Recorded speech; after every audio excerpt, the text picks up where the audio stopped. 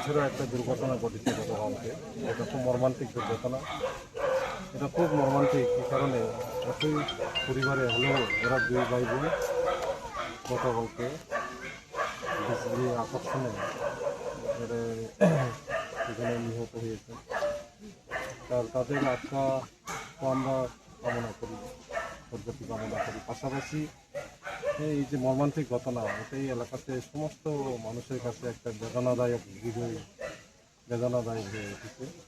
কাজেই আমরাও, বিশেষ করে আমরাও ওই করমছড়া এলাকার অন্তর্গত নবীনছড়া বিশ্বের অন্তর্গত এটা আমরা এখানে দেখেছি মর্মান্তিক দুর্ঘটনা, এবং তাদের পাশে থেকে সহানুভূতি, তাদেরকে আমরা কিছু যা পারি আমাদের তরফ থেকে সাহায্য করার জন্য আমরা কিছু দিয়েছি এই বিষয় তরফ থেকে। এবং ইতিমধ্যে যা করণীয় মাননীয় প্রশাসন এসডিএম মহোদয়ের কাছেও ওনারা জানিয়ে দিয়েছেন। প্রশাসন তরফ থেকে একটা কিছু ব্যবস্থা করবেন আমরা আশা প্রকাশ করছি।